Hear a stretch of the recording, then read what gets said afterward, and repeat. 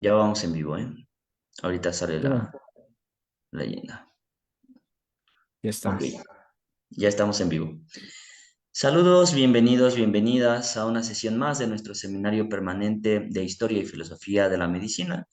En este día, acompañados de mi estimado Miguel Ángel Calderón, coordinador de filosofía en la red, además de una persona con distintos intereses que se muestran en su formación, licenciado en ciencias religiosas, maestro en filosofía y valores, actualmente está haciendo el doctorado en filosofía. También un invitado recurrente de las redes, transmisiones vinculadas con la comunidad mexicana de estudiantes de filosofía en esta alianza que hemos formado ya desde hace algunos años, por supuesto, con Filosofía en la Red y celebrando también nuevas alianzas con la Red Mexicana de Historiadores de Ciencias de la Salud. Y también, y bueno, eso es algo que me da mucho gusto presentarlo el día de hoy, con uno de los grupos de investigación que también surgen como parte de la inquietud de las actividades de filosofía en la red, grupo de investigación en bioética Florence Nightingale. Tenemos por aquí también algunos miembros que nos acompañan de este grupo de investigación, quienes también se van a integrar a las actividades de este seminario. Bueno, somos tres instituciones entonces las que estamos ya inmiscuidos en la organización de este seminario, que bueno, pues esperemos que resulte en lazos académicos, intereses intelectuales que sean fructíferos para todos.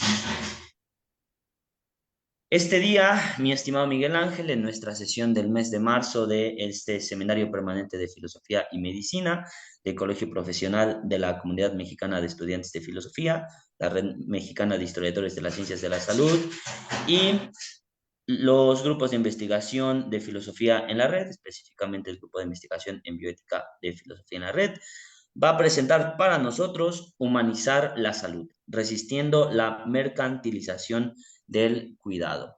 Mientras mi querido Miguel Ángel alista su presentación, aclara la garganta, va Va a ir aterrizando al baño, las ¿no? ideas las ideas que seguramente ya tienen muy claras, pues pueden compartir nuestra transmisión en sus redes personales, pues bueno, para que más gente tenga acceso a la misma. De la misma manera, pues bueno, yo voy a estar atendiendo preguntas, comentarios a través de redes sociales para hacérselos llegar a Miguel Ángel, mientras pues también le doy la bienvenida a quienes nos acompañan en la sala. Fabiola, Ari, Marielos, doctora Betty, por supuesto, Juan. Bienvenidos, bienvenidas a esta sesión de nuestro seminario y después de haber abarcado el micrófono tanto tiempo, cedo los micrófonos a el protagonista de la sesión del día de hoy, Miguel Ángel. Adelante, amigo. Hola, Luis Adrián, buenas tardes a todos, a todas. Y pues no, más que nada que el protagonista creo que sin duda son los grupos, este grupo de investigación de Florence Niche. Al final del día, parte del estar aquí, de la presencia de estar aquí, es pues justamente aprovechar los grupos de investigación y vincularlos. Luis Adrián, como coordinador del grupo de investigación, pues bueno, tuvo a bien invitar al grupo y si bien Filosofía en la Red ya tiene un grupo de investigación, tiene cuatro grupos de investigación, tenemos cuatro grupos de investigación y tenemos un seminario de filosofía latinoamericana, pues bueno, ahora estamos adheriéndonos al colegio profesional, a la red de historiadores y pues como parte del grupo de investigación formar este vínculo que fortalece aún más la parte académica, la parte de generación de filosofía en la red, que es para nosotros uno de los pilares y una de las metas principales en este 2024, ¿no? El querer afianzar la situación y sobre todo presentarle al mundo unas visiones diferentes. Afortunadamente tenemos ya aquí algunos miembros, como comentaste, aquí a Juan Mariano, al mismo Luis Adrián, y pues comentarles, agradecerles antes que nada la oportunidad de formar parte del seminario, de integrarnos y que esperemos que esta integración dé muchos resultados y que bueno, ustedes incluso lo pueden ver en la publicidad del seminario, ahorita lo que sacamos es de los grupos de investigación, porque justamente es esta submarca, por así decirlo, de Filosofía en la Red, que está buscando posicionar pues a la plataforma como un ente que genera filosofía, que reflexiona y que, bueno, los grupos de investigación, el grupo de investigación concretamente Florence Nightingale, pues lo van a ver tanto ya en los seminarios como después en los trabajos posteriores. Así que, Luis Adrián, a nombre, pues, como director del grupo, pero tú como coordinador, pues también agradecerte esta invitación y esa oportunidad de ir trascendiendo, ¿no? Y que no solo quede en un en un grupo de investigación, que es algo muy fructífero, es algo interesante, pero al final los grupos pues se quedan como en ese nichito de estas 4, 5, 6 personas, 10 personas que se conforman, que dan sus investigaciones una vez al año, que publican su paper, pero ahora que estemos trabajando en conjunto y que se estén presentando el seminario, que se esté trabajando mes a mes en algo, pues es una labor loable a ti como coordinador, que al final del día pues vas a llevar la batuta ya de este seminario, ya la llevas, pero lo vas a encaminar más. Así que pues agradecerte también que quieras un, un granito más a ese costal que ya cargas de tantas responsabilidades y pues bueno, también creo que de los objetivos principales tanto del grupo como del seminario pues es difundir la bioética y concretamente quizá no solo a los especialistas, no solo a los técnicos, sino también a aquellas personas que van adentrándose, ¿no? Que es mucho el ADN de filosofía en la red, que esta parte de llegar a quienes tienen como que esa inquietud. Tú como mismo profesor también ahí de los médicos, lavando el coco para que sean buenos médicos, haciéndoles su coco wash pertinente, pues no sé, ¿tú qué piensas? ¿Cómo ves el seminario? ¿Cómo ves esta integración? Y este vínculo que estamos formando, te digo, ya no solo como filosofía en la red, sino como el seminario, pues el grupo de investigación de filosofía en la red. Definitivamente un proyecto interesante que muestra la transdisciplinariedad de la filosofía, en este caso vinculada con las ciencias de la salud, necesidades emergentes y desde todo punto de vista llamativas, urgentes de atender todos los problemas que tienen que ver con la bioética, porque finalmente estamos en una época en la que la medicina interviene en distintos sectores de nuestra vida humana, la cotidianidad. Tenemos un conjunto de requisitos, un conjunto de trámites, un conjunto de acciones que tienen que ver con nuestra salud y que están íntimamente relacionados con nuestra vida y por supuesto es necesario pensar críticamente estas relaciones y justo la bioética nos ayuda a eso. En efecto, en cuanto se refiere al grupo de investigación Florence Nightingale de Filosofía en la Red, tenemos algunos miembros conectados ahora mismo, pues están trabajando justo temas de actualidad que tendrán como resultado reflexiones y posteriormente acciones concretas para enfrentar estos problemas, estos dilemas que van surgiendo a lo largo de pues nuestra propia experiencia, como ya lo decía yo, cotidiana. Se está trabajando inteligencia artificial, ahí está Juan Mariano, no me dejará mentir, Esther, que está trabajando cuestiones vinculadas a los vientres subrogados. Esta práctica, inclusive el nombre llega a resultar polémico. Yo que trabajo relaciones médico-paciente, tenemos también a nuestra compañera, porque bueno, eso también hay que decirlo, el grupo ha trascendido a nacionalidad. Entonces, pues Juan Mariano nos acompaña de Colombia, Alejandra es nuestra colega de Costa Rica, ella trabaja inteligencias artificiales en el diagnóstico y terapias en psicología.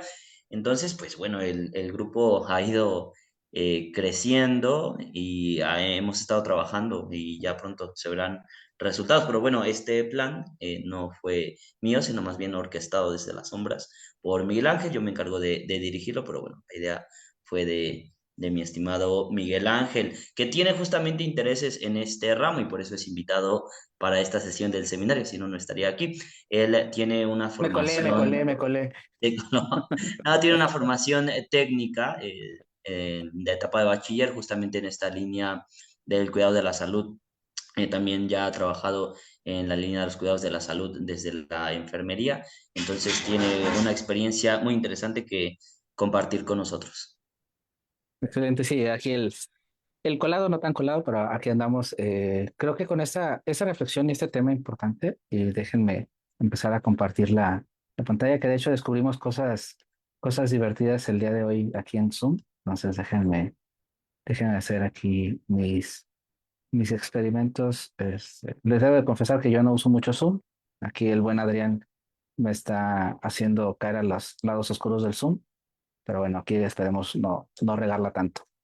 Déjenme hacerme un poquito más chiquito yo para no estorbar la presentación, que es lo realmente importante.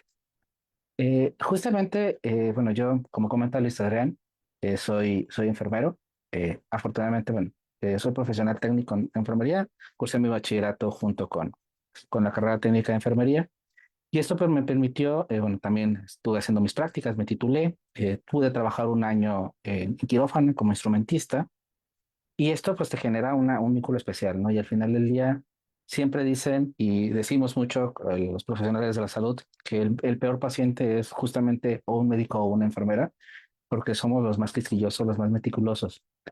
Eh, yo tengo ya más de 15 años fuera de todo el ámbito de la salud, fuera de todo el ámbito profesional técnico, pero al final del día siguen estas raíces. De hecho, el grupo Florence Nightingale pues trae consigo este amor que tengo yo por la enfermería, pero siempre me lleva una reflexión que desde hace 15 años se venía marcando, desde años atrás, que es mercantilizar la salud y sobre todo al enfermo. Hemos pasado de decirle paciente a decirle cliente. Es algo que es complicado, es algo que es doloroso, porque al menos para mí, desde el lado humano, creo que va desde un punto muy delicado.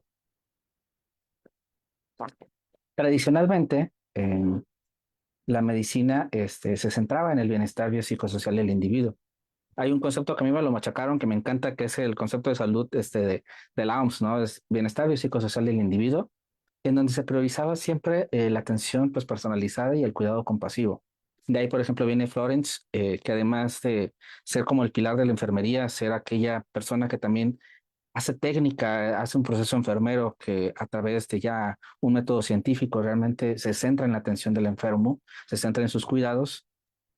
A través de eso también es una atención personalizada. El proceso enfermero, para que no lo sepan, para que desconozcan este ambiente del proceso enfermero, es un estudio que se le hace a la par del médico, en donde nos desligamos un poco de ser simplemente aquel personal que atiende las indicaciones médicas y nos dedicamos realmente a complementar estas necesidades, estas básicas, estas reglas de Maslow, estas necesidades básicas de Maslow, en donde nos enfocamos a abarcar cada uno de estas pirámides, cada uno de estos elementos, para lograr así el bienestar pues, biopsicosocial del individuo.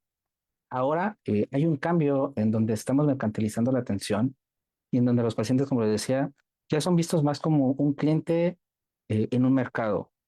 Platicando con Luis Adrián antes un poco incluso de llegar a las pláticas del seminario, hace no mucho acompañé a mi mamá al doctor a un hospital privado, y me llamó la atención que íbamos caminando por un pasillo, íbamos hacia el baño y había una salita, una sección y decía atención al cliente. Y tú te quedas aquí con cara de what the fuck, ¿no? O sea, estoy en un hospital, eh, atención al cliente como que le quita humanidad a ese dolor, ¿no? O sea, es como que soy, ¿no? Hay muchas discusiones al respecto, vamos a profundizar más a detalle en ello, pero sí, esta atención al cliente me marcó, porque entonces, desde la administración, desde dentro, ¿cómo se está viendo entonces a la persona que estás atendiendo? Sí, con esos derechos de quejarte, de pedir una atención digna o eficiente, pero al mismo tiempo, simplemente como alguien que consume. El enfoque mercantil trae consigo, por tanto, como les decía, deshumanizarnos como al paciente, disminución en el cuidado, en la calidad. Hay algo que a mí me marca mucho y, por ejemplo, muchos no me dejan mentir si van al hospital, sobre todo al hospital público. Nos tocan muchos, siempre muchos médicos que son de escritorio. Uno va y casi, casi es que te duele esto, ni te revisan. Si vas a medicina de control porque tienes algún padecimiento crónico, simplemente te dan la receta, te dan por un lado, te dan un pase, un permiso, lo que sea, para atenderte a otro médico, pero se te humaniza. ¿Por qué? Porque a los médicos, en lugar de asignarles una agenda de media hora, 20, 45 minutos para que atienda a cada paciente, les dan 15, les dan 20 minutos para que simplemente sea fast, sea esta calidad rápida, este consumo rápido, en donde al final del día puede decir el médico que atendió a tantos pacientes y esto se mide entonces en la eficiencia. Y se logra entonces una transacción sobre el lucro, sobre el bienestar. Por tanto, la idea de esta charla, de esta reflexión, de este análisis, es reflexionar un poco sobre los principios humanistas de la medicina, pero sobre todo la necesidad de rescatarlos. Como les digo, yo vengo del mundo de la enfermería no es tirando de la tierra a otras áreas de la medicina, pero la enfermería tenemos este sentir más directo porque al final del día el enfermero o la enfermera interactúa muchísimo con el enfermo. El médico normalmente lo ve en el consultorio, lo ve en el hospital, va a la visita, deja la indicación y se va. Y el enfermero o la enfermera, dentro del grupo interdisciplinario de la salud, es aquella persona que está al día a día, que convive, que interactúa, que lo va a ver varias veces. Y quizá por esta sensibilidad es esta pues, particular mía de que crispa cuando llaman a alguien cliente, ¿no? En la salud. Antes de eso, y aunque quizá muchos de ustedes sepan, quiero dar un breve repaso a lo que es la bioética para más o menos estar como que en sintonía y la importancia de esta en toda esta reflexión. La bioética toma forma más o menos entre los años 60 y 70 como respuesta a los avances tecnológicos médicos. A partir de estos años, pues empezamos a ver se empieza a experimentar con humanos, lo que comentaba Luis Arán de los vientres de alquiler, se empieza a clonar humanos, se empieza a ver transhumanismo, todo ese tipo de ondas que empiezan a levantar como que la ceja en las personas. Y entonces personas como Van Potter, que es el que define a la bioética como tal, nos dice que es necesario crear una disciplina que hace un puente entre dos culturas, entre dos mundos, el mundo científico, el mundo técnico y el mundo humanista, porque va viendo y va detectando que si seguíamos experimentando de esa manera tan descarada, pues íbamos a perder pues pisada y nos íbamos entonces a ver a la persona enferma como este conejillo de indias al cual podemos experimentar, al cual lo podemos hacer mil cosas y no va a protestar y no tenemos sensibilidad hacia ellos. De ahí, uno de los pilares quizá fundamentales que yo considero importantes dentro de la ética es Levinas, que nos dice que el ser humano se debe moralmente a su semejante, que es responsable entre el otro y del otro. Y creo que esta parte, entenderlo y entender la medicina en lo general como una vocación, un servicio, nos puede denotar mucho de las diferencias. Es verdad, necesitamos todas las personas, los profesionistas, lucrar de alguna manera con nuestra profesión, sacar dinero, ¿no? Al final, el médico no puede vivir simplemente de atender pacientes sin más y no recibir una remuneración, el enfermero lo mismo, pero no olvidar que más allá o antes de este alcance económico, de esta necesidad económica, está la atención a la persona, está la atención a la salud. Y que nosotros, el personal de salud, al enfrentarse a un enfermo, interactúas con lo más vulnerable de nosotros, con que es una persona sufriente, una persona con dolor, es nuestro estado más vulnerable. Eso, por ejemplo, yo lo tengo muy marcado en cuando hice prácticas en los servicios de salud mental, cuando el ser humano cae hasta los confines más inesperados del mundo, cómo entonces, ante esas situaciones en donde nos vemos tan expuestos como seres humanos, nos podemos permitir no dar servicio o perdemos esa pisada. Por eso lo que dice Levinas para mí es fundamental y es muy importante. Vamos a reflexionar un poco entonces esta disyuntiva, ¿no? Paciente, cliente y toda su historia.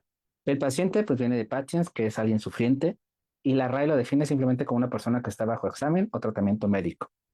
Muchos critican la parte de que paciente se entiende como este ser que simplemente está receptivo y está esperando, porque históricamente ha sido así. En la antigüedad, el paciente era un sujeto pasivo. Entre los griegos y los romanos, el médico siempre tenía la autoridad ante todo, pero había algo interesante, que es un énfasis en la ética y en el bienestar del paciente. Y recordemos justamente pues, el juramento hipocrático, en donde rescata justamente esta atención y este cuidado y este mimo que tener a esta persona. Era medio ambivalente, o sea, es al final del día le doy la atención al paciente, si me preocupo por el paciente, si el paciente es una persona importante, aunque el paciente no puede opinar sobre su tratamiento. Era medio raro, pero al final del día es una forma de funcionar que actuaba de una manera interesante. Después, con la Edad Media, la iglesia, cuando entra ya y toma escena, el cuidado del enfermo se veía algo como de caridad, de compasión. Y la relación que surge entonces entre el médico y el paciente es esta relación espiritual, esta relación moral, esta relación de mimo. Es cuando quizá esta parte romántica de la vocación, esta parte del desprendimiento, de pensar en el otro, de pensar en la otra, pues se vuelve más fuerte y más fundamental. Entonces aquí con la iglesia, dentro de todos los matices que le podamos ver a la iglesia, aunque ahorita está de boga por la Semana Santa, pero bueno, con todos los matices que muchos le puedan dar, al final del día mete e incrusta en la mentalidad de las personas que se dedican al cuidado de la salud, la caridad, la compasión, el amor al otro y sobre todo este amor desinteresado, ¿no? Este amor en donde es este servicio que les decía, este dar, sí esperando algo a cambio, por supuesto, una remuneración, pero das este servicio, esta donación, porque enfermería, medicina, psicología, nutrición y todas las áreas multidisciplinarias dentro de un hospital es esta donación, es el servir, es el realmente tienes que amar lo que haces para poder estar ahí, porque no es solo limpiar a una persona y no tener asco, sino es realmente tener este amor de desprendimiento hacia otra persona. Posteriormente vamos avanzando en el tiempo, llegamos al Renacimiento y a la Ilustración. Ahí se consolida un poco el pensamiento del individuo. Ya empezamos a ver, la historia nos piensa ver como el individuo como un ser importante, pero el paciente sigue siendo pasivo. Ya con la Ilustración, ya con toda esta onda del humanismo y demás, pues sí empieza ya este enfoque más colaborativo entre médico-paciente, pero todavía sin disrumpir de todo esta relación. O sea, al final del día, el paciente ya es importante, el paciente ya es considerado un individuo pensante, sintiente, pero aún todavía lo seguimos relegando a que el médico siempre tiene razón. Después ya en el siglo XIX, en el siglo XX, llega algo interesante que es la mecanización del cuerpo.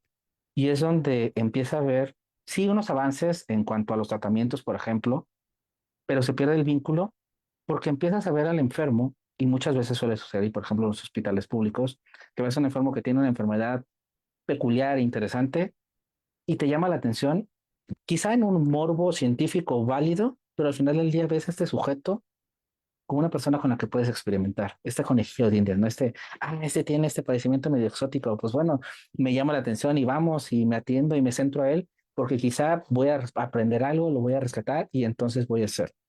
Entonces, este ser humano sufriente, doliente, se convierte ya en un sujeto en el que podemos experimentar. Sí, nos puede dar buenos resultados. Al final del día, pues todos los avances médicos llegan a través de errores y aciertos y errores, en donde colateralmente van vidas humanas, pero internamente, pues sí siente uno la adrenalina cuando ve a un paciente, un exótico, y dice, de aquí soy, ¿no? Aquí tengo mi carnita para darle a ver cómo puede funcionar mejor las cosas. Luego llegan a mediados del siglo XX, en lo que vamos para acá, donde surgen los derechos de los pacientes, que es importantísimo, este decálogo de los derechos de los pacientes, en donde quizá aquí es donde empieza la disrupción hacia ya separar al paciente y empezarlo a ver como alguien que tiene un servicio y al que se le presta un servicio, y es donde se disrumpe un poco la situación hacia convertirse en cliente. En la edad contemporánea nos estamos centrando en el paciente, pero ya el enfermo es un cliente que espera un servicio, es una persona que espera que se le atienda bajo unos ciertos estándares, que sí son buenos los estándares, es buena la calidad, es bueno tener todo normado, pero al mismo tiempo simplemente es un servicio, ya no es algo vocativo, sino es algo que simplemente me duele, la aspirina para que no me duela y nada más. Y se pierde esta vinculación. ¿Qué pasa con lo que le decía con los médicos estos de escritorio? Voy y espero, me duele la cabeza y casi muchas personas incluso me duele la cabeza y siempre me tomo paracetamol, indíqueme paracetamol. Entonces ya se pierde ese vínculo porque ya simplemente estoy esperando que el médico satisfaga mi servicio. El cliente viene de clients. Es interesante porque la definición de arraigo es alguien que está bajo la protección o la tutela del otro. Pero la RAI, curiosamente, lo define como una persona que compra en una tienda o que utiliza los servicios de un profesional o de una empresa. Como bien, aquí podemos decir, bueno, los médicos, las enfermeras, los psicólogos, los nutriólogos, son personas que son profesionistas, que tienen una profesión y pues obviamente prestan un servicio, pero realmente el dar un servicio a otra persona en su calidad humana, en su calidad de vida, es un servicio que merite llamarse pues una transacción económica. Con esto viene entonces la mercantilización de la salud. Es un proceso por el cual los servicios de atención médica se convierten en mercancías que se pueden comprar y vender. A mí me duele algo, entonces espero algo que me remedie ese dolor. Se prioriza la rentabilidad y la eficiencia económica por encima de las necesidades del bienestar del paciente. Es primero en un hospital, lo económico, lo monetario, antes que incluso satisfacer este dolor. Incluso es prolongar. En lugar de quizá existe la medicina o existe el tratamiento específico para un padecimiento, al hospital, al médico incluso le conviene pues sacar más pasta para la quincena y lo que hace es le voy dando algo más leve, le doy hasta un placebito para alargar su penitencia y entonces hacerlo más rentable para mí. Y hay algo interesante que también a mí siempre me ha chispado, que es los problemas legales. Y creo que de ahí también viene esta parte de los clientes, porque desafortunadamente en la salud, pues al final del día, enfermeros, médicos, etcétera, pues atendemos a personas. Si un médico se equivoca por algo, de indicar una cosa mal, de no atenderlo en su momento, pues la persona no es como un coche que se descompone y vuelve al taller y lo puedes arreglar. Si la persona se muere o pierde un órgano o lo amputas o le pasa algo que afecta su vida.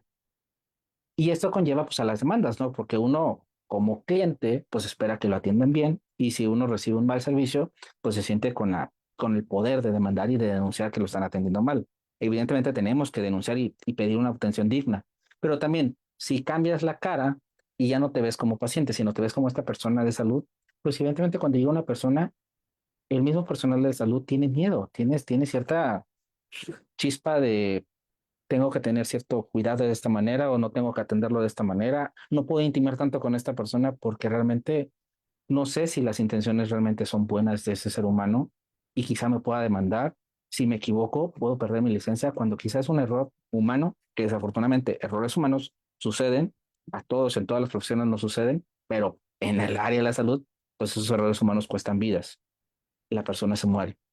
Pero es aquí donde también creo que sí en esta barrera de decir, es un cliente, es alguien que me está pagando nada más, y así entonces desprendo el vínculo y no hago o no permito que haya esta relación, esta cercanía paciente-enfermo, paciente profesional de salud, y pues me desligo y me puedo proteger un poco.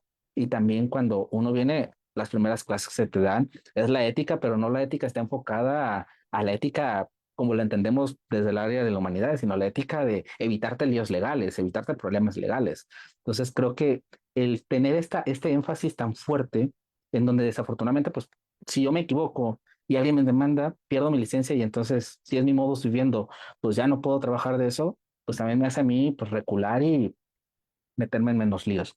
Creo que esto dentro de esta mercantilización se deja muy de largo, pero creo que es muy importante rescatarlo porque creo que es uno de los detonantes principales por el cual también desde el personal de salud nos amparamos de esta manera al ver a alguien como cliente. Como les comentaba, viene la industrialización, se privatiza la salud, viene la globalización, viene la protección del personal de salud, que es lo que le comentaba. Creo que estas son pues parte de las cosas que suceden y que acontecen, ¿no? Para la situación. ¿Qué pasa? ¿Qué pasa cuando mercantilizamos la salud? Priorizamos los procedimientos costosos. Como les comentaba, podemos dar placebos para alargar la penitencia de alguien. Podemos también eh, premiar, ¿no? A lo mejor hay un medicamento que es más económico, un tratamiento en un hospital que es más económico, pero pues a mí me conviene porque el laboratorio me paga cierta comisión porque yo venda este medicamento, pues entonces le asigno al paciente el otro medicamento para ganar y forzar a un procedimiento costoso que me da mi dinero, pero al final del día pues también afecta la economía de las personas. Los hospitales adoptan modelos de negocios, es lo que me comentaba en el pasillo, y sobre del pasillo con mi mamá, y sobre todo, por ejemplo, cuando uno va y se interna en un hospital privado, ya sea que sea por aseguradora o que tú lo pagues, lo que te dan es a firmar un voucher, un pagaré, te dan el control de la tele, te dicen que está la suite, que esta habitación tiene no sé qué, que tiene, que si le quieres poner HBO a tu televisión, o que si quieres el cable normal, que si quieres internet de alta velocidad. Y es cuando, ok, está bien que el paciente tenga derecho a estar en un cuarto, ¿no? Y a lo mejor premiar que no sean estos cuantos compartidos de los hospitales públicos y abogar porque sea un cuarto sencillo, cómodo para que esté el paciente con su familiar. Pero de eso a escalarlo a esas dimensiones en donde más que estar pagando una habitación de hospital, parece que estás pagando una suite de un hotel en donde vas a descansar como un hotel. O sea, se desvirtualiza totalmente, ¿no? O sea, creo que en ese sentido es cuando perdemos pisada y créame, cuando una persona va y llevas a tu familiar y lo llevas a internet, lo menos que piensas es que tu televisión tenga HBO. O sea, quieres que lo atiendan rápido, que sea eficiente, que funcione, que salga lo más pronto posible, pero eso se alarga porque los hospitales están buscando. Entonces está estos plus, que más que es plus es darle una segmentación a la salud y también disociar quienes tienen acceso a qué tipo de salud o qué tipo de atención. Los elevados costos en atención, en medicina, en estudios. Los estudios lamentablemente no se democratizan, ¿no? Tomarte una resonancia sale carísimo, ciertos estudios laboratorios salen carísimos. Y en lugar de estar apostando por otras medidas, estamos potencializando este tipo de costos en donde buscamos o evitamos democratizar para justamente seguir lucrando. Y los seguros que nos ven como un número, que las personas que pagan una póliza pues al final del día siempre tienen ciertos candados, siempre tienen ciertas protecciones y eso también te hace que hace el convenio, ¿no? Hace la sinergia con los hospitales que permite que en lugar de estar premiando por atiendo más pacientes para realmente ser un hospital que busque por el bienestar del otro, es atiendo quizá menos pacientes, pero que me den más dinero para sacar un negocio lucrativo. De ahí pues vienen los peligros principales, las recomendaciones engañosas. Al final, las reviews de los hospitales muchas veces puede ser por qué tan cómodo era, por qué tan caro era, por qué tan fresa era el lugar y más allá de realmente la atención. la reducción de los tiempos de atención, lo que les comentaba de estos médicos que tienen 10, 15 minutos para atender al paciente y el que sigue, y el que sigue, y el que sigue, que simplemente están teclegrafiando en la computadora sin ver al paciente. Pero bueno, entra el paciente, hacen la receta, hacen el pase para que lleve a un especialista, pero el paciente tenía 120/80 y respiraba 20 respiraciones por minuto, cuando realmente no lo consultan. Entonces estamos perdiendo esto porque el médico, incluso por más vocación que quiera, se ve forzado a ello porque le cargan la agenda de tantas personas, porque realmente tienen que cumplir una cuota y esto limita al personal médico también en atender, o a los enfermeros, a las enfermeras que en lugar de atender a 5 o 6 personas, les meten 20, 30 personas y tienes que limitar tu atención. ¿Por qué? Porque tienes que ser eficiente y tienes que atender a más. Y la disparidad en la atención. ¿En qué? En lo que les comentaba. Desafortunadamente, una misma gripa, un mismo cáncer, mi vecino, si tiene dinero, va a ser atendido de una manera diferente a yo que a lo mejor no tengo dinero, cuando la salud tendría que dejar de ser este privilegio, este plus, cuando tendría que ser un derecho, cuando tendría que ser algo que más o menos nos uniformice a todos. Y aquí viene entonces la discusión entre paciente y cliente. Como dicen muchas personas, pues dicen, estamos en esta disruptiva, ¿no? Que es paciente, que es alguien que lo vamos a atender, que somos compasivos, es alguien que mejor paga, es alguien que atendemos, damos un servicio, y entonces entra como que esta disfunción. Yo aquí, como les comentaba, yo apuesto más por el término paciente, una situación. Las palabras construyen realidades. Son etiquetas que describen y modulan lo que pensamos, sentimos y cómo actuamos. ¿Qué quiere decir esto? Que si yo de tanto que digo que la persona que yo atiendo como enfermero, como médico, es un cliente, al final del día traemos ahí la idea de que el cliente va vinculado a un negocio, el cliente va vinculado a algún servicio que consumo, algo que pago y algo que es como la luz, es como el teléfono, es como, etcétera. Tanto que yo me puedo decir, atiendo un cliente, atiendo un cliente, atiendo un cliente, al final del día voy a construir una realidad en donde voy a deshumanizar a este paciente, a este ser doliente, y lo voy a hacer simplemente como una mercancía, como una persona que simplemente atiendo y desecho y no me vinculo. Para mí por eso es importante y siento relevante el de hablar como la persona sufriente, como la persona que busca una atención médica, como un paciente, más que como un cliente, porque es ahora sí que desde el término, desde el adjetivo que le pongamos, vamos a construir una realidad y vamos a modular y vamos a generar nuestro sentimiento y cómo lo vamos a actuar. De ahí yo me apoyo en dos personajes interesantes. Una es Marta Nussmann. Ella desarrolló el enfoque de las capacidades, en resumen, que es necesario para que los individuos lleven una vida digna. Dentro de hecho, sus capacidades centrales, imagínense que es un Maslow actualizado al final del día, porque se centra en la vida, en la salud, en la integridad física, las emociones, la razón, la afiliación social y en control sobre el entorno que se considera para el bienestar fundamental. Es un Maslow actualizado, modernizado, y al final del día entendemos que son esas necesidades básicas. Pero ¿cómo podemos entender o cómo podemos aplicar esto? Uno, asegurarnos de que todos los pacientes tengan la capacidad de alcanzar un nivel básico de salud, respeto, digno, autónomo. Y este nivel básico no se limita a simplemente como los hospitales, ¿no? Que catalogamos, este hospital tiene nivel uno, nivel 2 o nivel 3, no, sino que realmente todos tengamos atención a una salud digna, básica, elemental, en donde podamos abarcar todas nuestras enfermedades. Un respeto hacia el paciente, dándole su dignidad y dándole su autonomía. Como veíamos en la historia de los pacientes o en la historia de lo que es la atención a la persona sufriente, antes a la persona se le limitaba, ¿no? Y decía, simplemente yo soy el experto, le doy esto y tú te lo tienes que tomar y si no te lo tomas, pues es porque por eso no te está haciendo el tratamiento. Dale esta autonomía que rescatan los derechos de los pacientes, dale esta oportunidad de la segunda opinión, de la tercera opinión, pero sí manteniéndolo en este concepto en donde todas las personas tengan esta dignidad de ser atendidos médicamente. Y también rechazar cualquier sistema, ahí donde entra nuestra parte filosófica, nuestra parte incómoda dentro de las humanidades, de rechazar los sistemas que simplemente mercantilizan, que simplemente ven como una mercancía a la salud y no como un tu derecho. Cuando simplemente, si yo me enfermo de algo, ya lo vivimos en la pandemia, por ejemplo, hace poco, si yo me enfermo, si tengo dinero, entonces puedo pagar por algo, y si no tengo dinero, entonces simplemente me muero. Y el tratar de abogar estas dinámicas y el tratar de ver entonces que la salud es un derecho y no es algo que yo accedo porque pago, puede romper un poco esta sinergia de cliente-paciente. Y otra persona que yo considero importante y que rescato es Amartya Sen. Él es filósofo y él es economista. Él ganó el premio Nobel incluso de Economía. Él argumenta que el avance debe medirse por la ampliación de las libertades que las personas disfrutan, en lugar de por indicaciones económicas como el PIB. ¿Cómo podemos aplicar esto? La importancia de libertad nuevamente de elección, la autonomía del paciente, el consentimiento informado en la atención médica, esto es pilar, esto es fundamental, y en criticar las desigualdades en la atención médica que limitan la libertad de las personas, en donde la salud está mercantilizada, solo aquellos que tienen recursos son los que tienen la libertad de acceder. Entonces, la libertad del paciente, ¿por qué está condicionada? ¿Porque tiene dinero o porque realmente puede elegir? Creo que de ahí podemos partir de muchos elementos fundamentales. Y de aquí rescataría 5 pilares fundamentales, que es la dignidad mutua, tanto del personal de salud hacia el enfermo, tanto del enfermo como el personal de salud, atendernos con dignidad, ser autónomos, tener derecho a esta segunda opinión, la vocación de servicio que es lo que le comentaba, este amor al arte, este realmente desprendimiento del uno, la igualdad, la igualdad de pares.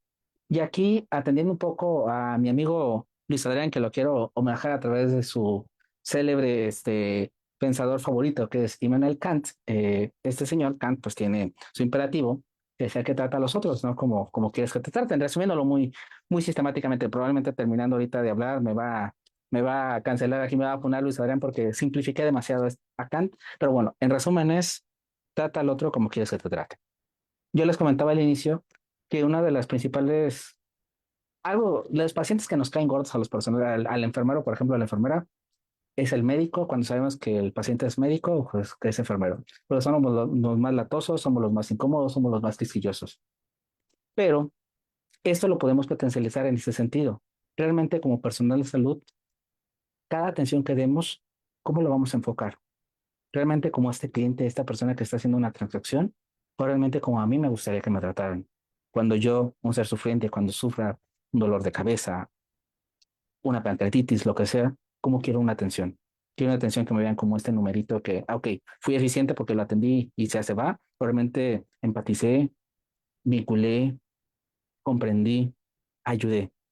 Si a través de este sentimiento como profesional de salud y eso le insertamos a las personas que están estudiando justamente alguna carrera de la salud, le insertamos esta parte de trata a esa paciente, trata a esa persona, no como tu familiar más querido, porque esa era una de las, antes de las premisas, ¿no? Cuando siempre a mí en enfermería era, trátalo como si fuera tu mamá, tu papá, la persona que más quieras, ¿no? Trátalo de esa manera. Vayamos más allá, tratémoslo como nosotros. ¿Cómo nos gustaría que nos trataran? ¿Cómo nos gustaría que nos canalizaran, que nos atendieran, que nos explicaran las cosas? Y a través de eso, y tomando al señor Kant, pues bueno, podemos replicar y podemos condicionar quizá una mejor atención. Y aquí finalmente rescato la parte del juramento hipocrático. Rescato algunas cuestiones. Esta es una versión actualizada, se firmó en la Convención de Ginebra, porque si me traigo la original me van a, quizá porque trae muchas cosas medio extrañas, medio estrambóticas, hipócrates propias de la época que quizá hoy día pueden no tener tanta vigencia. Pero esto es algo que creo que es más actualizado y que nos puede funcionar. Los médicos se comprometen a consagrar su vida al servicio de la humanidad, lo que les decía, al servicio de la humanidad, no al servicio de una institución, no al servicio de un hospital, no, de la humanidad. Desempeñar su arte con conciencia y dignidad. La salud y la vida del enfermo serán sus primeras preocupaciones. No cuánto dinero tiene en el bolsillo, no si me puede pagar, no, es la salud y la vida. No permitiré que entre mi deber y mi enfermo vengan a interponerse consideraciones como religión, raza, partido. Aquí lo mismo del dinero, aquí lo mismo, y esto, por ejemplo, un dilema ético tradicional, ¿no?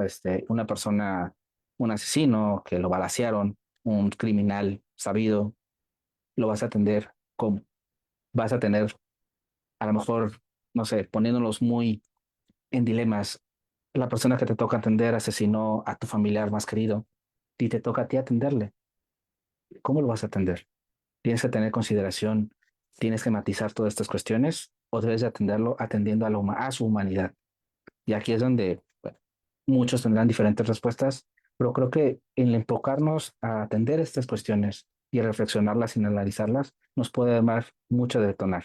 Y sobre todo, tendré un absoluto valor y respeto por la vida humana.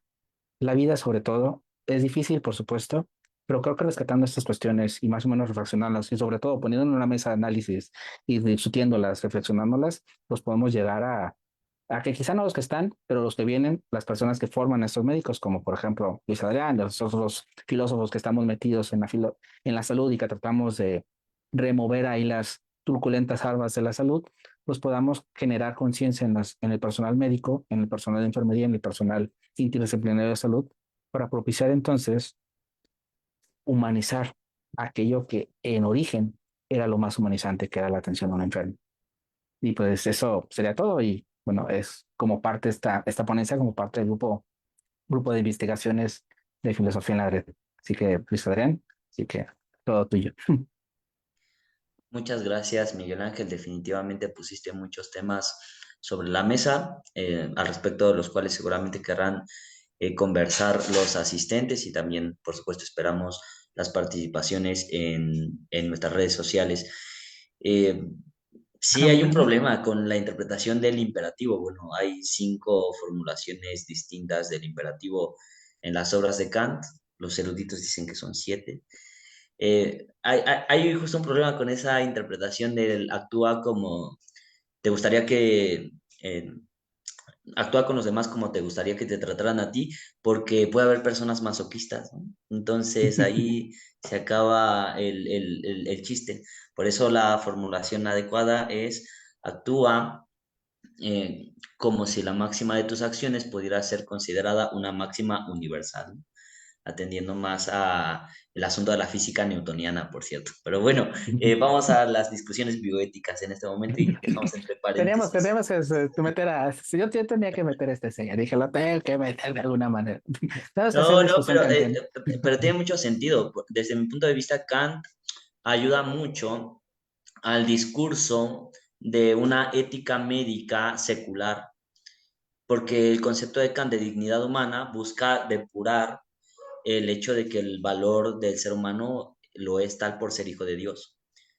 Eh, entonces Kant aporta justamente el concepto de dignidad humana como vinculado con la idea de los fines en sí mismos. ¿Sí? Que, ¿quién es un fin en sí mismo? Pues todos los seres humanos, independientemente de su origen o condición.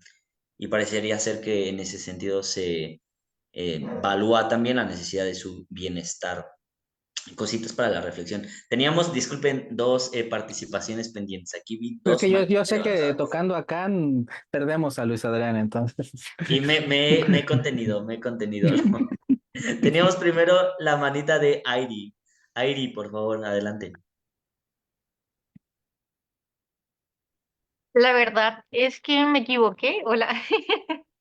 Fue Hola, por hola. error la manita. Pero no, está bien. Nada más quería hacer como que un apunte, porque, o sea, no un apunte, sino que me pareció interesante la forma en la que dirigiste la sesión, porque por el título yo me imaginaba más un tema relacionado, por ejemplo, a, en general, la cuestión, por ejemplo, de los medicamentos, de las vacunas farmacéuticas, ¿no? Cómo es un negocio también eso. Incluso ya no solamente el trato, sino los tratamientos que se le dan a los pacientes. Pero sí, justo se me hace bastante apropiado lo que comentabas. Y, y sí,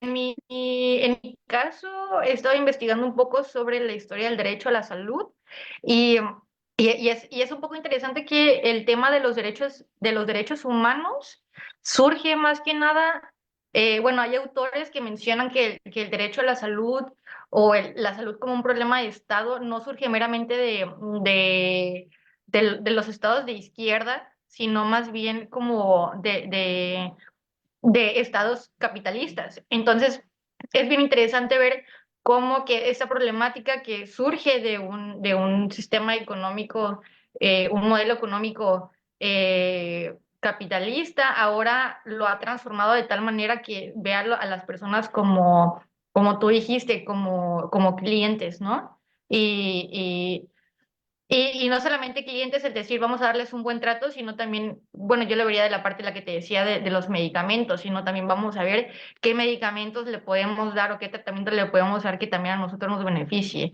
Entonces es curioso porque justo la historia del establecimiento internacional del derecho a la salud es un tema que justo parte de estados principalmente occidentales y capitalistas y que son los mismos que están orientando este tipo de nueva perspectiva, ¿no? Entonces se me hace como muy contrastante, pero muy pertinente lo que comentas. Y ya.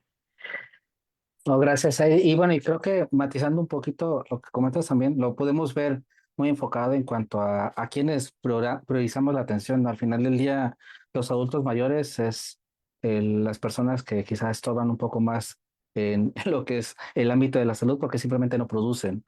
Y las personas que están en una edad productiva son las personas que el mismo Estado va a buscar de cierta manera atenderles, no por el amor a la persona, no por la preocupación de la persona, sino porque realmente si deja de producir y lo tengo incapacitado, lo vemos en incapacidades en todos lados, sobre todo en las incapacidades cuando uno trabaja pues, en la esfera bueno, que pertenece al sistema público de salud. Las incapacidades son de lo más rápido, que no que te sientas bien, sino lo más rápido para que regreses a trabajo y sigas laborando. Y creo que de ahí viene quizá este amor y preocupación al derecho a la salud, ¿no? También de que si me permito tener enfermos, al final del día dejo de tener producción y pierdo como sistema capitalista. Sí, perdón, pero sí, justo es eso, justo el origen bueno, lo que creo que Foucault lo menciona un poco, que el origen del interés del Estado por atender la salud es justo el, el ver a los enfermos también como un sector productivo que no estaba funcionando, entonces hay que atender quienes van a traer, quienes van a mantener viva la producción. Entonces, sí, sí, sí, totalmente de acuerdo. Muchas gracias, Airi y Miguel Ángel. Interesantes apuntes. Yo estoy totalmente de acuerdo. Las ideas éticas vinculadas con la medicina, trátese de Kant o de quien sea, pues siempre se complejizan cuando ponemos sobre la mesa el papel del sector industrial, su influjo en la medicina, también las capacidades materiales, como sucedió en el caso del COVID para la atención a los pacientes. Ahí es donde los dilemas médicos llegan a poner inclusive predicamento las grandes resoluciones o teorías éticas en filosofía. Bueno, por eso me gusta este tema, ¿no? Para poner a prueba ahí lo que yo mismo me puse a teorizar. Tenemos participaciones pendientes. En primer lugar, Marielos y luego Juan Mariano. Marielos, por favor.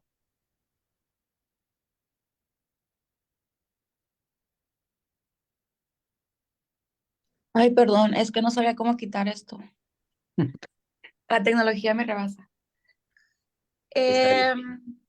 Sí, mencionaba él la mecanización del cuerpo, ¿no? Que lo vemos desde Descartes y cómo allí, pues el tratamiento médico se especializó más en el cuerpo, ¿no? Fue como un tipo de secuestro hacia el cuerpo, pero ahora podemos ver cómo también hay un intento o ya acciones de secuestro hacia la mente, ¿no? Y podemos verlo con Neuralink de Elon Musk. ¿Cómo podemos hacer frente a ello, no? Ya decías que pues la bioética surgió como una respuesta al avance técnico-científico. Y asumamos también que es como parte del progreso humano. La pregunta sería, ¿realmente vale la pena asumirlo? O sea, ¿cómo podemos hacer frente a esta mecanización del ser humano? Pues porque durante mucho tiempo lo hemos deshumanizado a tal punto que eres un paciente, eres un número más y no cuentas con integridad humana. Desde la bioética, ¿cómo podemos, pues, influir en las instituciones, no realmente? ¿Qué podemos hacer hacia ello?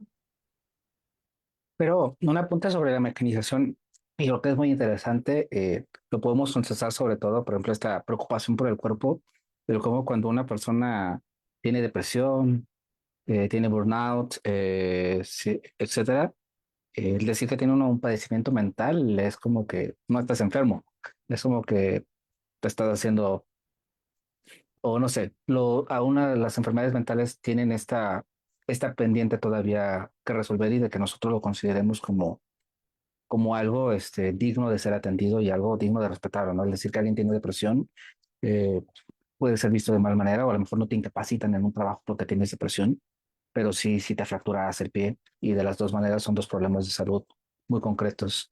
Sobre lo que comentas ya de ahorita, por ejemplo, con Neuralink y demás, La bioética creo que el transhumanismo en lo particular tiene un problema interesante que atender y es el cómo vas a separar o segmentar los seres humanos, porque al final del día lo estamos viendo con inteligencia artificial, ¿no? En esta separación ya que se está dando de los seres humanos que estamos usando inteligencia artificial versus los seres humanos que no utilizan inteligencia artificial.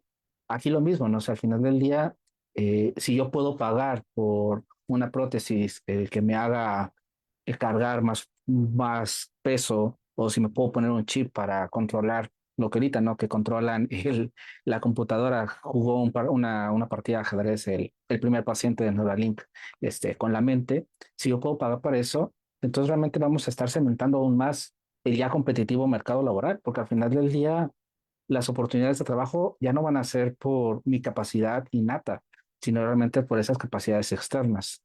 ¿Qué es lo que podemos hacer? Es criticar, primero, alzar la voz, y segundo, quizá está bien en esta evolución, si lo vemos como una evolución, estaría genial poder poner unos implantes para piernas y correr a la Usain Bolt, pero creo que el sentido, lo que debemos apostar es por democratizar. Si logramos que realmente se democratice y que todas las personas tengan acceso a ello, y que entonces ahora sí nos hagamos cyborgs. Hoy justo lo dijo, creo que lo comentó como cascarrillo Arnold Schwarzenegger, le implantaron un marcapasos y dijo, eh, tuiteó algo así, puso que se hizo un poco más robot del día de hoy porque le habían puesto un marcapasos. Si logramos que esta, por ejemplo, los marcapasos, que ya es algo más democratizado, es algo que ya está más entendido y aceptado. Si logramos que estos implantes, estas cosas, realmente puedan estar de acceso a las personas, creo que realmente sí podríamos pensar en un paso más allá de nuestra evolución y en donde sí todos y todas nos vamos a integrar.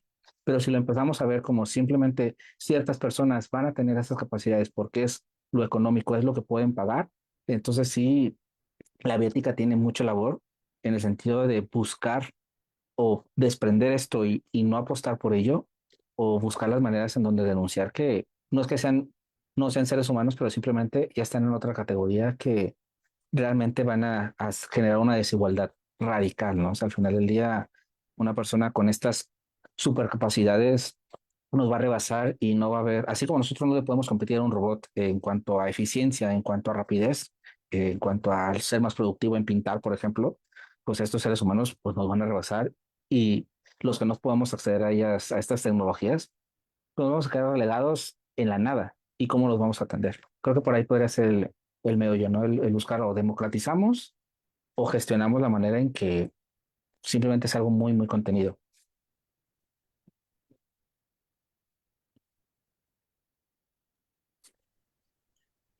Muchas gracias, Marielos, por la interesante pregunta.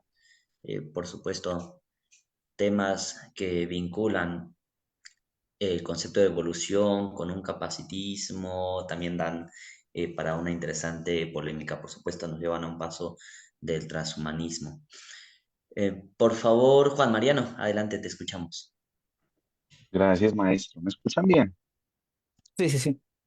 Perfecto. Bueno, bueno, lamentablemente se tocó uno de los temas que más me enloquecen y que los maestros saben que soy un total enfermo y que debo de tener algo patológico con estos temas porque me exaltan mucho el interés.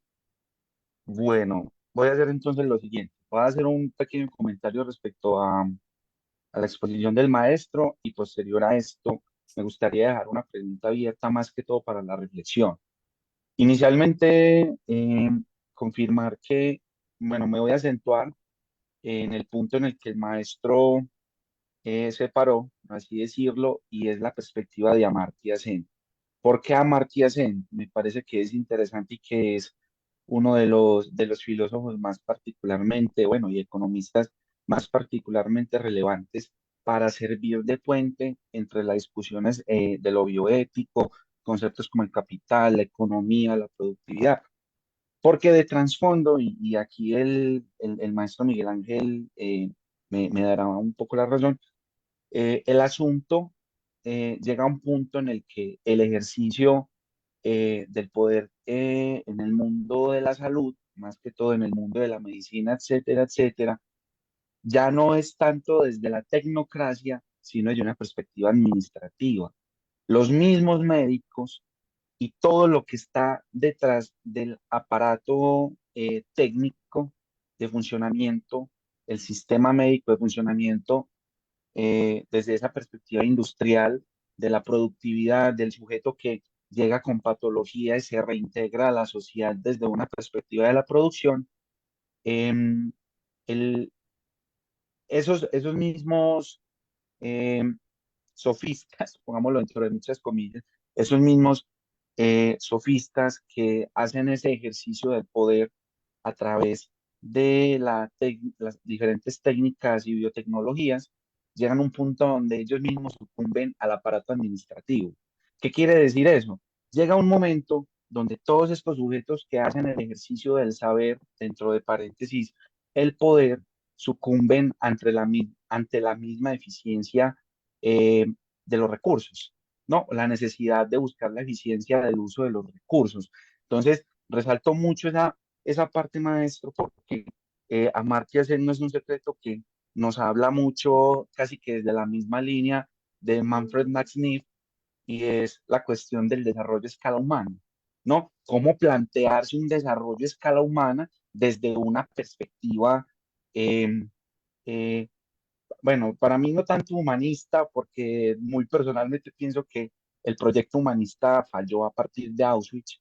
Ahí sí soy un poco eh, pesimista, pesimista no, soy un poco crítico, o quizás desde la misma línea de la Escuela de Frankfurt, más específicamente de la primera corte, de la que se derivan Adorno y Wertheimer, que también lo comentábamos en la última sesión en alguno de los aportes en el grupo de investigación, y es que si nosotros miramos hacia atrás y nos acentuamos específicamente en cuestiones tan simples como el desarrollo de la poesía, no podríamos hacer poesía luego de Auschwitz, ¿sí? Y lo hacía, y lo planteaban pues Wertheimer y Adorno en críticas pues al iluminismo. En ese mismo orden de ideas, creería que hay que hacer una crítica muy incisiva a los intentos del humanismo, precisamente de humanizar el proceso de la salud. Tú hablabas hace un momento de todo lo que vendría siendo esa herencia de Maslow cuando se hace una transgresión o un traslado del concepto de paciente a cliente. Creo que precisamente es una de las primeras críticas que hay que realizar al humanismo o específicamente a la psicología de corte humanista. Le debemos una transición muy rápida, sin contemplar otros modelos económicos y sociales diferentes a los de Estados Unidos, entre otros factores. Le debemos una, una, a ver, yo lo diría que una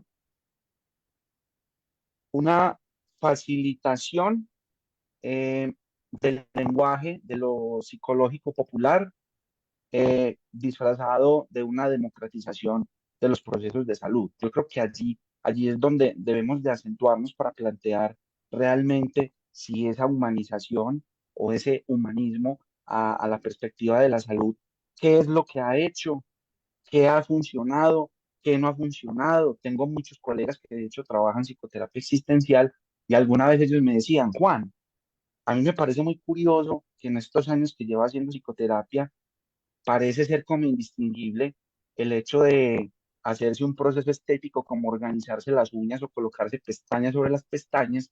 Las chicas saben a lo que yo me refiero, o uñas sobre las uñas. em,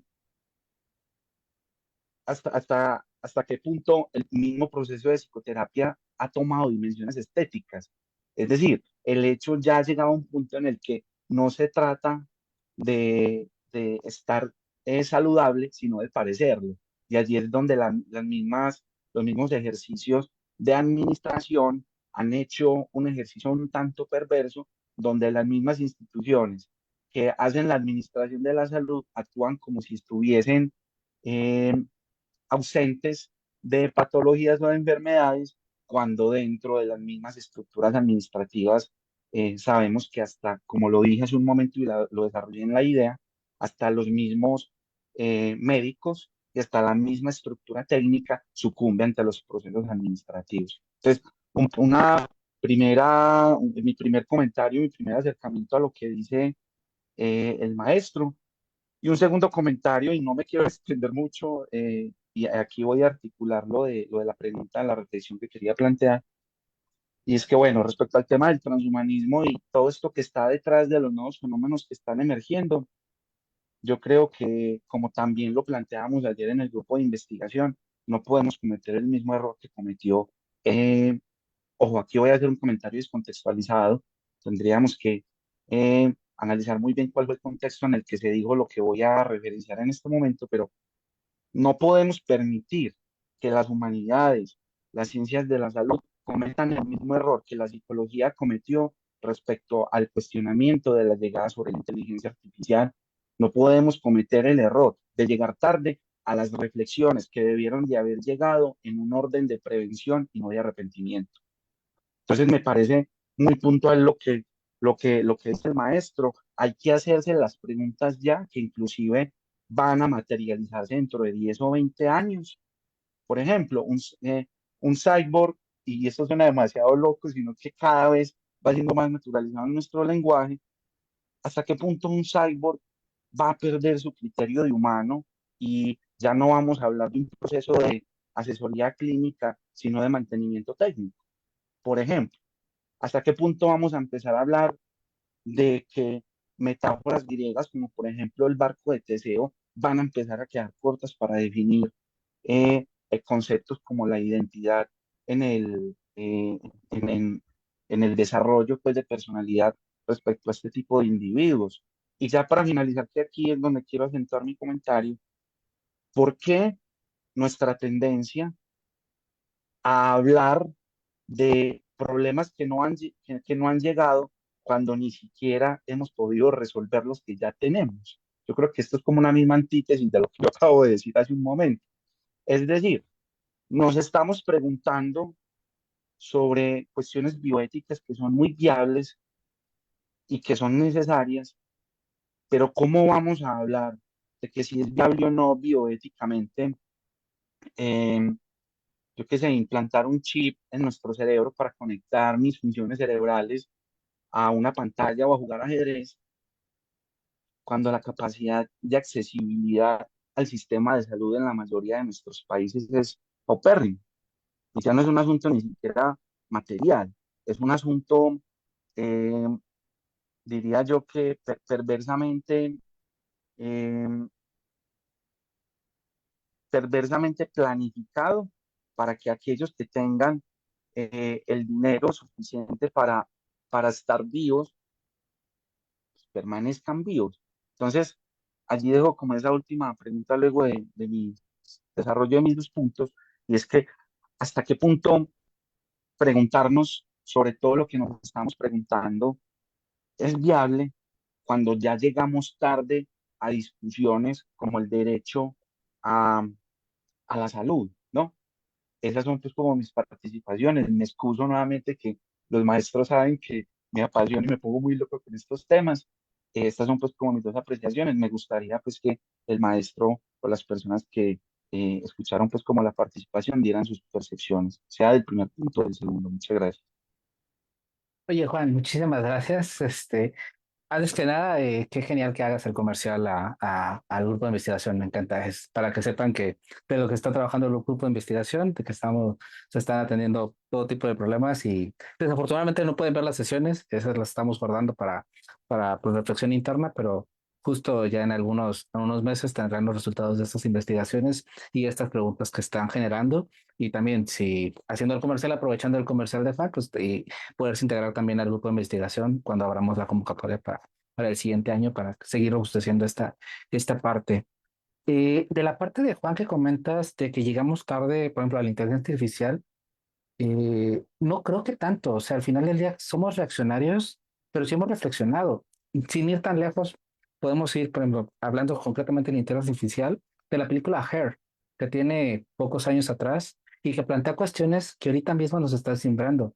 Creo que lo que pasa es que, pues, imaginamos mucho, pensamos mucho, pero desafortunadamente, y más en cuestiones de salud, no es hasta que vemos ahora sí que el toro enfrente de nosotros que podemos dimensionar las cosas. Porque por mucho que teoricemos ahorita sobre si el cyborg va a ser humano o no va a ser humano, o qué tanto porcentaje de implantes robóticos hacen que sea un robot y qué tantos porcentaje va a ser humano. O sea, pensarnos, imaginar eso, si bien puede ser una crítica y un cuestionamiento, al final del día, hasta que no vivimos la situación, lo vamos a enfrentar. Y creo que también si lo aterrizamos mucho a la salud, quizá mismo hasta que no lo vivimos nosotros.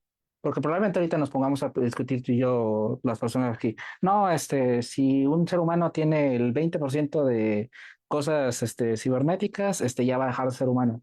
Pero ¿qué tal si en 10 años, esté la tecnología y a ti te falten a lo mejor dos brazos, dos piernas, te pasa algún accidente y necesites estos recursos para poder mantenerte vivo, los puedas tener, lo que sea? Entonces, tú mismo te vas a ahorcar y decir, ya no soy humano porque ahora sí soy robot. O sea, creo que por eso justo yo ya tendría en esta parte de la atención el pensarlo siempre en nosotros. Es muy fácil, pues siempre estar como que aventando, ¿no? Siempre, la filosofía siempre escupe, ¿no? Y siempre todos los demás son malos, todos los demás están mal, todos los demás hacen X y siempre nos encanta escupir a todo el mundo y nosotros somos los jueces y amos del mundo y tenemos toda la verdad, ¿no? Pero realmente, por ejemplo, con situaciones tan como la moral, la ética y justamente la bioética que atañen al ser humano en lo particular, creo que cuando lo podamos trascender a nosotros es cuando podemos tomar una decisión. Y en la salud concretamente y con estos avances, cuando realmente lo vivamos, lo sintamos, es que podamos reflexionar. No es que lleguemos tarde, simplemente es que no sabemos qué hacer, ¿no? Ha pasado y siempre con la tecnología el ser humano llega tarde, ¿no? Cuando se implantó Internet en los noventas, la gente no supo qué hacer. Simplemente estamos en 2024 y hay legislaciones de hace 20, 30 años que no atañen a los problemas tecnológicos del Internet, de los derechos de autor, etcétera. Entonces, es que simplemente la tecnología nos rebasa. Avanzamos tan rápido que por más que reflexionemos, por más que intentemos criticar y analizar, hasta que no veamos la situación, es cuando vamos a decir, híjole, si es cierto, no era cierto, a lo mejor dimensioné demasiado, a lo mejor 1984 ahora sí es 2024, pero sí, no. Entonces creo que en ese sentido, lo importante es, como siempre, hacer la introspección y ver entonces ahí como que qué tanto sí, qué tanto no, y qué es lo que permitirnos entonces cuestionar la identidad, porque por ejemplo podríamos recurrir entonces a Steve Hawking, ¿no? Era humano, no era humano, tenía una voz de robot, y no se movía, pensaba nada más. Entonces, ¿qué tan humano era este científico? ¿Qué tan deshumano era este científico? ¿No? O sea, creo, incluso aún mismo con él, quizá la discusión ahorita no es aplicable porque lo podemos o lo entendemos todo como ser humano, pero quizá en 10 años podamos replantear si este ser humano que vivió hace algunos años era humano o no era humano o cuándo dejó de ser humano. Yo creo que hasta que no replanteemos la situación y lo veamos enfrente y veamos la masividad y nos empecemos a asustar, la inteligencia artificial nos empezó a asustar cuando empezó a generar textos, empezó a generar imágenes, empezó a generar vídeo, pero la inteligencia artificial tiene más de 7, 8 años que está generando. Ahorita Neuralink nos sorprende, los primeros implantes nos van a maravillar, nos van a asustar, lo que sea, y realmente cuando incide y cuando empiece realmente a ver que algunas personas tienen esto y empiezan a escalar puestos de trabajo o empiezan a tener estas capacidades por encima de otros y empiezan a tener oportunidades por encima de los demás, es entonces cuando vamos a protestar y vamos a sentir que llegamos tarde porque no pudimos dimensionar pues la escalada y cómo avanza. No sé, ahora si Adrián, si quiere comentar algo. Sí, por supuesto, me parece muy interesante la pregunta de Juan Mariano.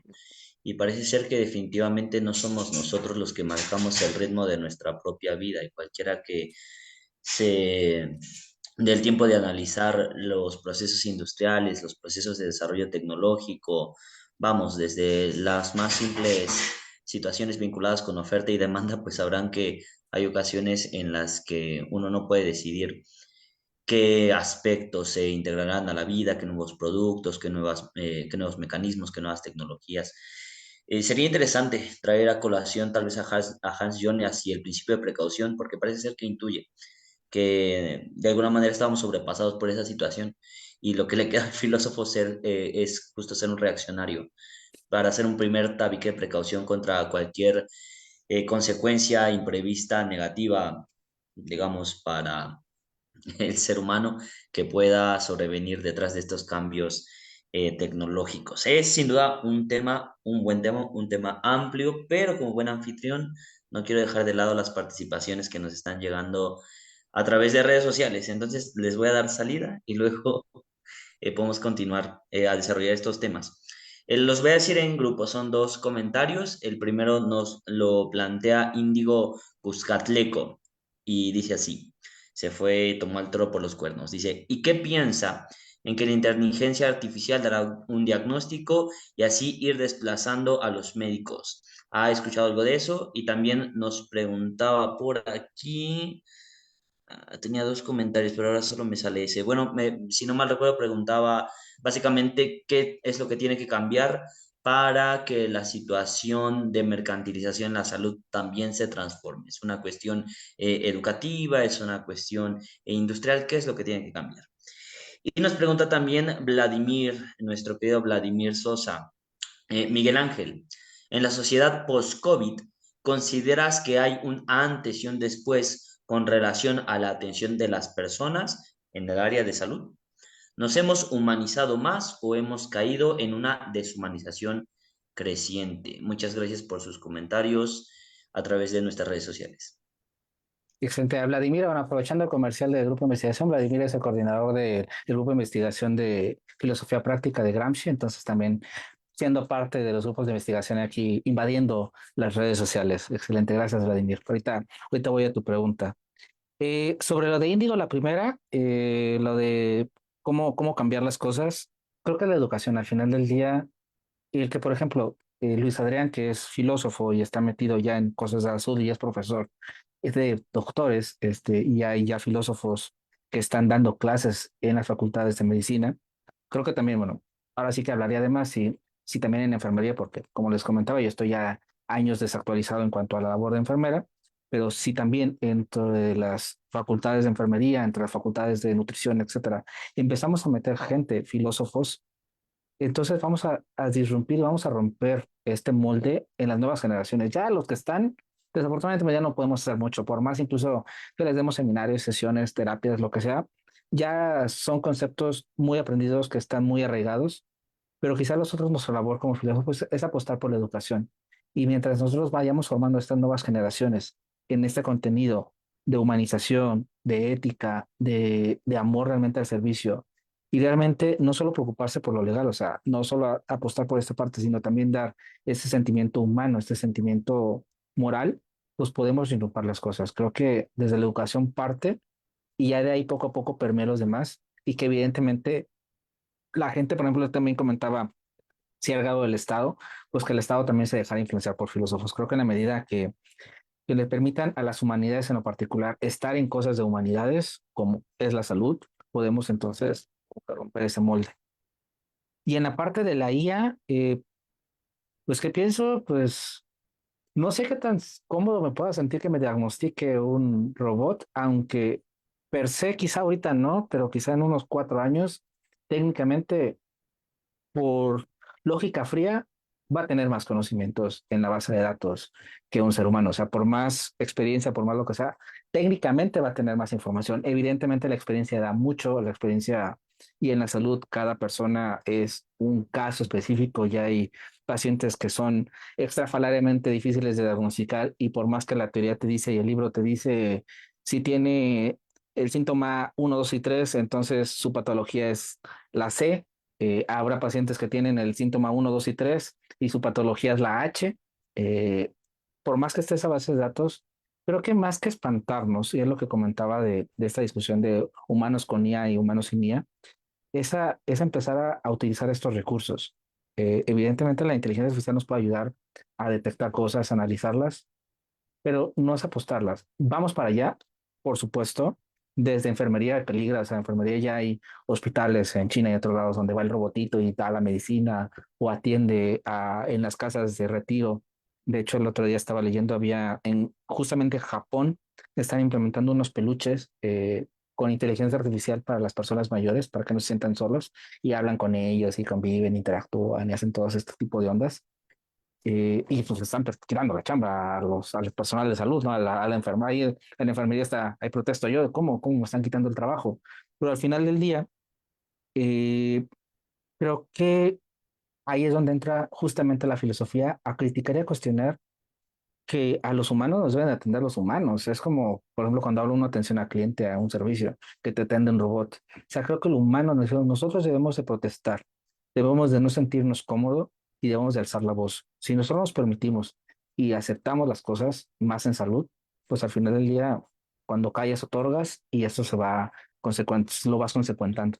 Entonces creo que los médicos sí pueden hacer estos recursos de inteligencia artificial, por ejemplo, para una resonancia magnética, para ciertos estudios, etcétera, pero sin perder de lado, ¿no? Ahorita la inteligencia artificial es muy buena, pero siempre bajo el amparo, bajo la tutela de un humano que sepa lo que está pasando. Cuando no confiamos totalmente en la inteligencia artificial, por más exacta que sea. Va a suceder, por supuesto, y desafortunadamente, por la eficiencia, por la atención, esos médicos de escritorio que simplemente se dedican a dar recetas o a dar un pase, probablemente después va a ser una cajita, una pantalla y hasta tú atiéndete como en los McDonald's o en los Burger King en donde va y uno elige su combo, te dan el ticket y vas. Probablemente las personas que tienen enfermedades crónicas simplemente vayan al kiosco, piquen, hoy quiero mi medicina para la presión, para la diabetes, trin, me dan el ticket y voy a la farmacia y la farmacia incluso me da los medicamentos.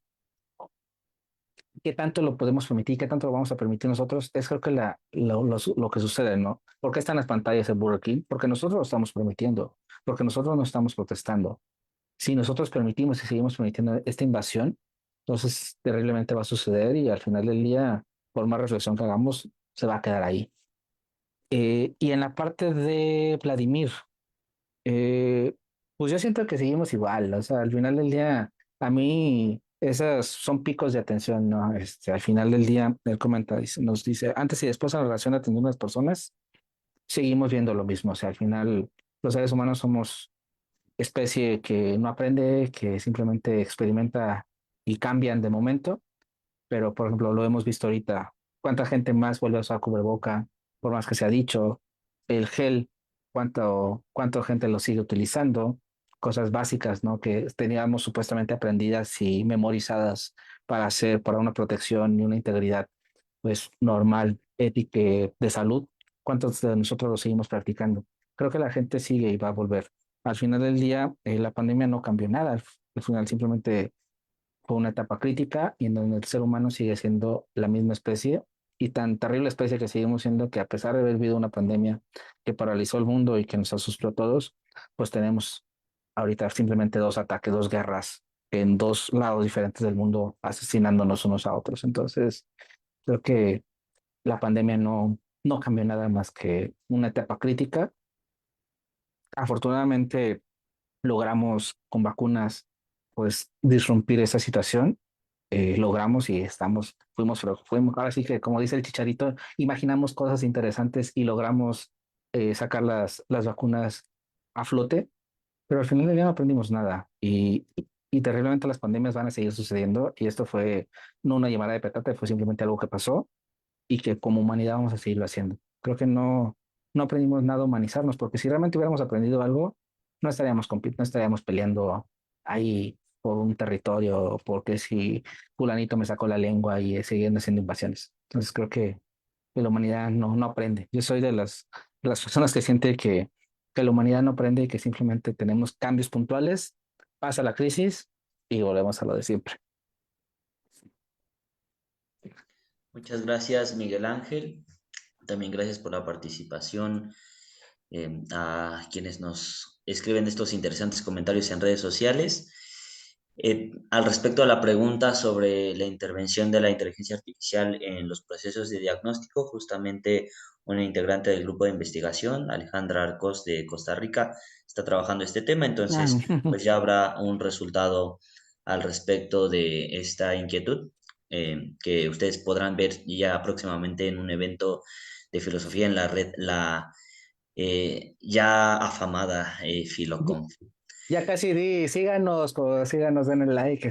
Ya es el influencer Luis Adrián, de que ahorita va a hacer la publicidad de sigan a los grupos de investigación, denle No, like, no, para nada.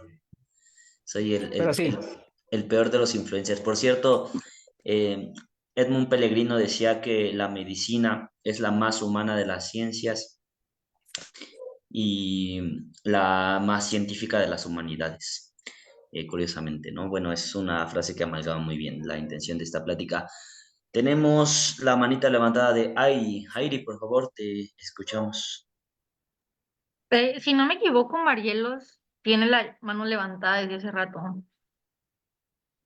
La verdad es que no he sabido cómo quitarlo. Una disculpa. Sí, es lo que iba a decir. Mariel los tiene la mano levantada desde el principio de los tiempos. Es que Nació con Zoom la no mano supera. levantada. Es lo que le digo a Luis Adrián, Zoom no supera, es medio extraño Zoom. Exacto. Es lo que no le sé. No, no te preocupes, Es una Marielita, señal estás divina, tranquila. Luis Adrián, de que tienes que cambiar de Zoom. Te escuchamos, Airi, por favor. Bueno, de la pregunta que hizo, no recuerdo cómo se llama el colega, Juan, en la reflexión que hicieron anteriormente, antes de las preguntas de línea, me Sí, surgieron Juan. como, bueno, me surgió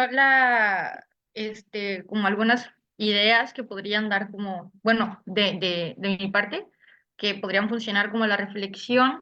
Por ejemplo, yo creo que bueno, yo a diferencia de Miguel Ángel, yo sí creo que estamos en un punto eh, de la historia donde creo que sí hay ciertos conocimientos que nos podrían ayudar como a anticiparnos, a hacer ciertas preguntas. Y creo que lo importante, a ver, es que son muchas cosas, entonces no quiero como que dar muchas ideas y no tener estructura en lo que voy a decir. Pero primero quisiera decir que yo creo que hay algo muy importante que deberíamos entender, que es que actualmente la salud está dirigida, bueno, la salud a nivel mundial está dirigida precisamente por la salud pública, ¿no? Que es un trabajo totalmente de instituciones y que justo una una de sus principales características y principios que se trabaja a partir del siglo XX a la actualidad es en la prevención, ¿no? Justo lo que la salud pública menciona o se menciona dentro de los círculos de salud pública es que es importante la prevención y no solamente actuar al momento de que el problema ya está ahí, porque cuando uno intenta pues atacar una enfermedad ya que existe, el tratamiento es más caro que un trabajo de prevención, ¿no? Entonces, creo que eso va muy de la mano con la pregunta que hicieron anteriormente, como si las humanidades deberían hacerse las preguntas a manera de prevención y no a manera de arrepentimiento, que tal cual es la palabra que utilizó. Entonces, yo sí siento que en este caso las humanidades, si quieren trabajar a la par de los objetivos de la salud pública, creo que sí es necesario y yo creo que sí estamos en un punto del conocimiento médico y humanístico, o en general de la academia, donde sí podríamos trabajar, tal vez no hacernos las preguntas ni prever el futuro con precisión, porque eso es prácticamente imposible y una tarea bastante inocente, pero yo creo que sí podríamos hacer algunas precisiones, como de manera previa, ¿no? Cómo se está viendo, cómo es el panorama actual y hacia dónde podríamos ir y qué problemáticas podrían aparecer a raíz de esto. Entonces, creo que las humanidades supongo que también podrían aportar a la salud pública desde la labor de la prevención, no solamente prevención en cuestión médica, sino también prevención en cuestión como humanidades, ¿no? Y creo que también es como apoyando esta parte, bueno, continuando con esta parte, me surgió como la cuestión de que la industria farmacéutica, tecnológica, como todos estos avances, están avanzando de una manera muy acelerada, porque van acompañadas de como un sistema y unos intereses económicos y, y están apoyadas económicamente de tal manera que ellos avanzan de manera como muy rápida. El problema de las humanidades es que se concentran muchos en círculos académicos que justo sucede todo lo contrario a lo que sucede dentro de las industrias, ¿no? Entonces, creo que otra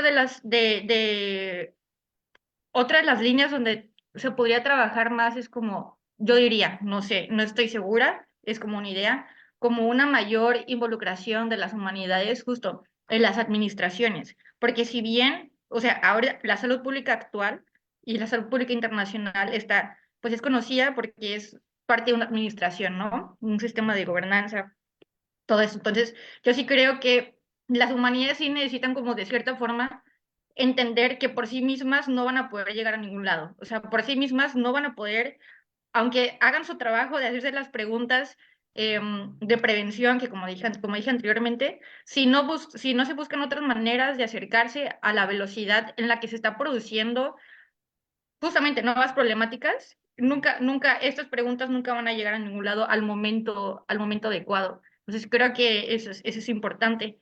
Y ya por último, como que me llega un poco a la mente la cuestión, la parte legal, ¿no? Justo, por ejemplo, actualmente con la inteligencia artificial, el problema ahorita que se está dando es justo la parte legal.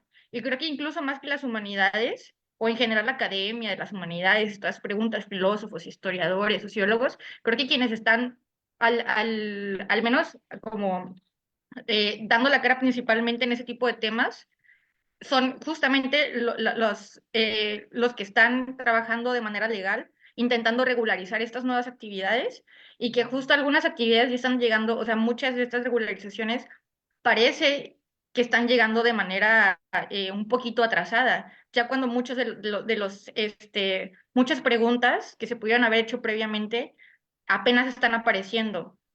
Pero, por ejemplo, y lo mismo podríamos decir con las redes sociales, ¿no? Las redes sociales, ¿cuánto tiempo llevan? Y hasta apenas está empezando a trabajar discusiones legales, serias sobre cómo regularizarlas, ¿no? Cómo se involucra en nuestra vida cotidiana. Lo mismo sucede con la salud. Entonces, como que me llegaron varias ideas, realmente no diría como que doy mi vida por esta respuesta, pero son como creo que podrían ayudar como a entender más o menos los comentarios que hicieron. Y pues sí, eso sería mi participación. Yo Sí, yo siento, estoy, pues sí, bueno, bueno, perdón, adelante. como apunte allí, la prevención es importante, por supuesto, pero, por ejemplo, en la medicina preventiva, ¿cuánta gente les hace caso a las campañas? Afortunadamente, las vacunas en ciertas partes de la población llega como profilaxis y afortunadamente un grosso de la población acude en esta forma de profilaxis, pero en otras cosas como dengue, obesidad, hipertensión, por más que haya campañas, no les hacen caso. Aquí en las humanidades creo que lo particular es que por más que nosotros nos pongamos a hacer preguntas, incluso previéndolas, una que nos hagan caso, lograr que nos tomen en serio, porque realmente los administrativos y los demás y la gente que está en el campo de batalla está de a pie, o sea, si es que yo no tengo tiempo de pensar, yo tengo 30 pacientes que me están esperando y me voy a poner a pensar aquí en lo que va a suceder 20 años después, o 10 años después, o 5 años después, y no tengo que solucionar el problema que tengo enfrente. Entonces creo que aquí las humanidades, como bien comentas, tomar esta parte de la prevención, pero hacer que realmente nos tomen en cuenta, incidiendo, y realmente nos van a voltear a ver cuando realmente repercuta en algo sustancial. Ahorita en inteligencia artificial, las leyes están actuando porque los artistas protestaron, porque están robando su trabajo, los escritores, lo mismo, etcétera. Pero cuando ya empieza a haber personas que sean desplazadas por un robot, por una inteligencia artificial, que las empiezan a correr, y entonces cuando empiece ya el campo legal como que a no tener un sustento de simplemente está haciendo el patrón lo que le es más conveniente, quizá ahí entonces nos van a voltear a ver a nosotros y decir, ah, sí, estos locos que se ponen a discutir tenían razón de que tenían que legislar de alguna manera o tenían que protestar de alguna manera para hacerlo. Creo que en esta medida, desafortunadamente, por eso somos reaccionarios, porque por más que hablemos antes, nos hacen caso hasta que ven la situación y entonces sí, sí, ¿qué pasó con la pandemia? Por ejemplo, la pandemia, la filosofía tuvo moda y tuvo explosión porque la gente se sentía sola, se sentía desplazada, se sentía no sé qué, y entonces recurrió a la filosofía como este medio para entender su existencia, su razón de ser, darle sentido a la vida, darle ubicación y entrar. El estoicismo, por otra parte, que está ahorita muy de boga, porque supuestamente es el que soluciona y el que ayuda a solventar, etcétera. Y es a partir de estas detecciones que empieza a hacer la gente cuando ya se empieza, como que estas patadas de ahogado que empieza a hacer, cuando se empieza a hacer caso. La filosofía sí tendría que, es nuestra labor, tendríamos que tratar de hacer un buen coco wash para realmente incidir en estas personas, en estos administrativos, en esta gente que tiene el poder, realmente decirle, hey, pon atención y prevé las cosas antes de que tengamos aquí enfrente al robot doctor que va a atender a todos tus pacientes, porque te aseguro que en un hospital privado, si le dices que le pones un robot y en lugar de 20 pacientes en el día te atiende 50, el hospital te firma con ojos cerrados, quiero 3 y los quiero en cada piso, porque me va a gastar más dinero. Entonces esa incidencia que tenemos que hacer es realmente nosotros pues hacer ruido y buscar justamente como dice salir de la academia y tratar de que nos hagan caso. ¿Cómo? Creo que es la misión y es la pregunta que va a responder Luis Adrián de cómo nos harán caso. Esa es la pregunta que le toca a Luis Adrián. Perfecto, ya la tenía preparada. No, estoy de acuerdo, bueno, tanto con el planteamiento de Miguel Ángel como por supuesto con la inquietud de Airi. También hay que recordar que la pregunta que nos hacía Vladimir hacía referencia a un progreso en la humanización, porque desde el punto de vista de la salud pública, Airi lo sabe perfectamente como estudiosa de la historia, por supuesto que los cambios han sido impresionantes, digo, las tasas de mortandad del siglo XVIII comparadas con las tasas del siglo XX y XXI tienen una diferencia abismal. Ahora, lo que plantea Vladimir es interesante. Esos cambios técnicos, esos cambios en la preservación y el aumento de la esperanza de vida significan una esperanza en afirmar que hay un progreso en la humanización de la civilización, pues eso es lo que hay que poner en cuestión, ¿no? O son más bien extensiones de el desarrollo y aplicación de otros intereses, ¿no es cierto? Yo creo que más bien vamos a dejar la pregunta allí, porque sin duda yo creo que debe ser una de las cuestiones más difíciles de tratar. Para empezar, porque tenemos un criterio para afirmar o negar el proceso en la humanización. Kant, curiosamente, sí tiene uno, él le llama signos de la libertad. Y él dice, pues a ver, tiene que ser la interpretación histórica, teleológica, la que va a determinar si hay un progreso o no hay un progreso. Y si no hay, no importa, porque lo puede haber más adelante, ¿no? Pero bueno, la pregunta de Vladimir en sí misma tiene algo de irresoluble, porque no tenemos signos fácticos del progreso en la humanización.